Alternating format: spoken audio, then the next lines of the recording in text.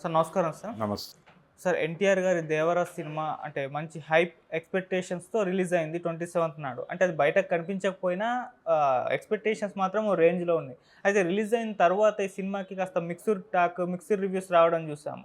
ఈ టాక్‌తో ఎక్కువ collections week డేస్‌లో రావు అని చెప్పేసి చాలామంది మాట్లాడారు. కాకపోతే ఇప్పుడు 'దేవరా' కలెక్షన్స్ చూస్తే ఒక రికార్డ్ స్థాయిలో ఉన్నాయి. 3 రోజుల్లో 300 క్రోర్స్, ఇప్పుడు మళ్ళీ 5 డేస్‌లో 400+ క్రోర్సే కలెక్ట్ చేసిందని అంటున్నారు.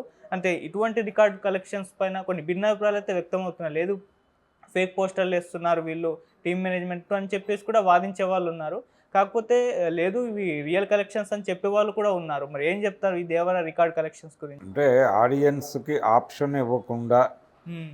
మొత్తం అన్ని థియేటర్స్‌లోనూ 'దేవర' సినిమాయే పడింది వెరీ ఫస్ట్ డే. ఓహ్! వెరీ ఫస్ట్ డే ఆ సినిమాకి వచ్చినటువంటి వసూళ్లలో మేజర్ షేర్ తెలుగు వెర్షన్ నుంచే వచ్చింది. హిందీలో తక్కువే వచ్చింది. 7 కోట్లు హ్మ్. ఆ ఏరియాలో మాత్రమే నమోదైంది హిందీ బెల్ట్‌లో. హిందీ బెల్ట్‌లో విపరీతమైన వసూళ్లను వీళ్ళు ఎక్స్‌పెక్ట్ చేశారు. కానీ అక్కడ వర్కౌట్ అవ్వలేదు. 7 కోట్లకు పరిమితమైంది. హ్మ్. తెలుగు రాష్ట్రాల్లో మంచి వసూళ్లే సాధించింది అది. ఎందుకంటే ఆ సినిమా మీద ఉన్నటువంటి ఎక్స్‌పెక్టేషన్ మాత్రమే కాదు, దాదాపు 6 సంవత్సరాల తర్వాత రిలీజ్ అయినటువంటి ఎన్టీఆర్ సోలో సినిమాగా కూడా గుర్తించాలి దాన్ని. హ్మ్. ఈ 2 కారణాల చేత థియేటర్లకు జనాలు పోటెత్తిన మాట వాస్తవం. అడ్వాన్స్ బుకింగ్లు విపరీతంగా జరిగినాయి. అలాగే బయ్యర్స్ నష్టపోకుండా ఉండడానికి ప్రీమియర్ షోస్కి అనుమతి ఇచ్చారు. అనుమతి ఇవ్వటం మాత్రమే కాదు, నేరుగా డిస్ట్రిబ్యూటర్లే టిక్కెట్లు అమ్మారు అక్కడ 1000 రూపాయల లెక్కన అర్ధరాత్రి 1:00 షోకి. హ్మ్. ఇది నష్ట నివారణ చర్యలు వాళ్ళు వెరీ ఫస్ట్ నుంచి కాన్షియస్గా మొదలు పెట్టడంతోనే అర్థమవుతుంది సినిమా మీద వాళ్ళకున్న ఒపీనియన్ ఏమిటి అనేది. ఓకే. క్రేజ్ మీద బిజినెస్ చేయాలి అనుకున్నారు. ఆ క్రేజ్ మీద బిజినెస్సే జరిగింది 3 రోజులు.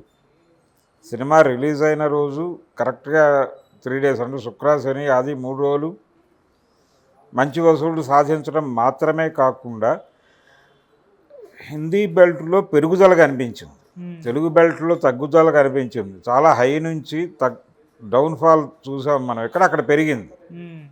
అయితే మండే పరిస్థితి తేడా అయింది. మండే నాటికి అక్కడ ఇక్కడ కూడా డౌన్ఫాల్ జరిగింది. ఓకే. మండే జరిగింది, అది మంగళవారం కొనసాగింది. ఈరోజు కూడా అదే కండిషన్. హ్మ్. థియేటర్స్ తగ్గినాయి. థియేటర్స్ తగ్గించాల్సిన పరిస్థితి, షోస్ తగ్గించాల్సిన పరిస్థితి అనివార్యంగా వచ్చింది.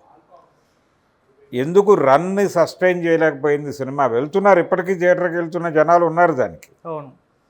కంపారిటివ్గా ఆ ఊపు లేదు. అంటే వన్ టైం వాచ్ అంటున్నారు. వన్ టైం వాచ్ పర్వాలేదు సినిమా అనే టాకే దానికి స్థిరం. సినిమా బాలేదు, టోటల్గా బాలేదు, కాన్సెప్చువల్గా బాలేదు, ఈ అభిప్రాయాలు వేరు. హ్మ్. కామన్ ఆడియన్ బయటకు వచ్చిన తర్వాత అభిమాని ఏం మాట్లాడాడు? బయటకు వచ్చి అద్భుతం, అనితర సాధ్యం అన్నాడు. కానీ కామన్ ఆడియన్ ఏమన్నాడంటే యావరేజ్ అన్నాడు. అవును. ఈ యావరేజ్ అనేది నిర్దిష్టమైనటువంటి టాక్. ఇది ఇక్కడ మాత్రమే కాదు, ప్రతి చోట అదే నమోదు చేసుకుంది. తమిళ వర్షన్లోనూ అదే జరిగింది. ఇతర భాషల్లో అది రిలీజ్ చేసిన చోట కూడా అదే టాక్ వచ్చింది. దానికి ఒక ఒపీనియన్కి ఎక్కడొచ్చాడు ప్రేక్షకుడు అంటే ఏమి చెప్పడం కోసం సినిమా తీశారు అనేది ఒక కన్ఫ్యూజన్ ఉంది. సినిమా మీద అంచనాలు లేకుండా సినిమా థియేటర్కి జనాలను తీసుకెళ్ళటం కోసం లో ప్రొఫైల్ మెయింటైన్ చేశాడు ఆయన, కొరటాల శివ. ఈ లో ప్రొఫైల్ వ్యూహాత్మకంగా మెయింటైన్ చేస్తున్నారు అనే విషయం జనాలకు అర్థమైపోయి ఎక్స్పెక్టేషన్స్తోనే థియేటర్కి వెళ్ళారు. అవును. థియేటర్కి వెళ్ళిన తర్వాత నిరుత్సాహానికి గురయ్యారు. గురవటానికి కారణం ఏమిటి అంటే రకరకాల రీజన్స్ ఉన్నాయి దానిలో. ఒకటి, సినిమాలో ప్రాపర్ విలన్ ఎస్టాబ్లిష్ కాలేదు. హ్మ్. రెండోది, జాలర్ల జీవితాల్లో ఉండేటువంటి సంక్షోభాలన్నింటినీ వీళ్ళు ప్రాపర్గా పోర్ట్రేట్ చేయడంలో ఫెయిల్ అయ్యారు. ఇన్ని గందరగోళాల మధ్య సినిమా చూసినటువంటి ప్రేక్షకుడికి ఒక పూర్తి అభిప్రాయం అంటే ఒక సంపూర్ణ చిత్రాన్ని చూసామనేటువంటి అభిప్రాయం కలగలేదు. అలాగే పార్ట్ 2 కోసం వాళ్ళు చేసినటువంటి ఒక లింక్ పెట్టడం కోసం చేసినటువంటి ఒక సీన్, అది కూడా ఇన్డెప్త్ కనిపించలేదు జనాలకి, జీర్ణం కాల. అవును. అదేదో పేలుతుంది, జనాలు ఒక్కసారి సంభ్రమాశ్చర్యాలతో బయటకు వస్తారు అనుకుని డైరెక్టర్ గారు అనుకున్నాడు, కానీ జనాలకి అది ప్రాపర్గా రిజిస్టర్ కాలేదు అనేది వాస్తవం. అందుకని ఈ గ్యాప్స్ అన్నీ ఉండటం వల్ల, ఈ ల్యాక్స్ అన్నీ ఉండటం వలన, రెండోది హీరోయిన్కి సంబంధించిన సమస్య, సినిమాలో ఎంటర్టైన్మెంట్ లేదు, ఎమోషన్ ప్రాపర్గా లేదు, అలాగే ఎవరిని చంపుతున్నారో క్లారిటీ లేదు, తన వాళ్ళని తనే చంపుకుంటున్నటువంటి పరిస్థితి. ఒక టైంలో హీరో మీద జనాలకు నెగిటివ్ అభిప్రాయం కలిగే అవకాశం ఇచ్చే సన్నివేశ కల్పనలు ఉన్నాయి దానిలో. ఇన్ని గందరగోళాల మధ్య సినిమా పాజిటివ్ టాక్ ఎక్స్పెక్ట్ చేయడం కష్టం. ఈ లోపాలన్నీ సరిచేసుకుని, అంటే కమ్యూనిస్ట్ బ్యాక్గ్రౌండ్ ఉన్నటువంటి డైరెక్టర్ ఆయన కొరటాల శివ. ఓకే. ఆయన స్ట్రైట్ని విలన్గా చూడలేకపోవడం అనేది ఒక లోపం. స్ట్రైట్ని విలన్గా ఎస్టాబ్లిష్ చేస్తూ పార్ట్ 2లో దానికి సంబంధించిన సమగ్ర చిత్రణ ఉంటుంది అనే సూచన ఇక్కడ చేయాలి. ఆ సూచన చేయటం జరగల. ఆ జరగకపోవడం ప్రభావం పడిపోయింది. ఒకే సమూహంలో భిన్నమైనటువంటి అభిప్రాయాలు కలిగిన వాళ్ళు ఖచ్చితంగా ఉంటారు. వాళ్ళ మధ్య ఒక కామన్ ఇది వచ్చినప్పుడు, ఒక ఉమ్మడి సమస్య వచ్చినప్పుడు వాళ్ళు కలుస్తారు. ఐక్యత, విభేదం రెండూ ఉంటాయి సమూహంలో ఉన్నటువంటి వ్యక్తుల మధ్య. వాళ్ళు ఒకళ్ళ పట్ల ఒకళ్ళకి వ్యతిరేకతలు పర్సనల్గా ఉండొచ్చు, కానీ సమూహంగా కలిసే ఉంటారు వాళ్ళు. ఈ సూత్రాన్ని మర్చిపోయి సినిమా తీశాడు కొరటాల శివ. అందుకని ఆ సినిమా ప్రాపర్గా కనెక్ట్ కాలేదు జనాలకి. సైఫ్ అలీ ఖాన్ని విలన్గా చూడలేకపోయారు, అలాగే ఎన్టీఆర్ని హీరోగాను చూడలేకపోయారు. ఈ గందరగోళం మధ్య బయటకు వచ్చి ఏం చెప్పాలో అర్థం కాక యావరేజ్ అనే మాట అన్నారు, కానీ ఎవరిని తృప్తిపరచలేదు. వన్ టైం వాచ్ అనే టాకే నిలకడగా నిలబడింది. ఆ వన్ టైం వాచ్ అయిపోయింది. సో రిపీట్ ఆడియన్స్ లేకపోతే రన్ ఉండదు, అందుకనే రన్ లేదు అక్కడ.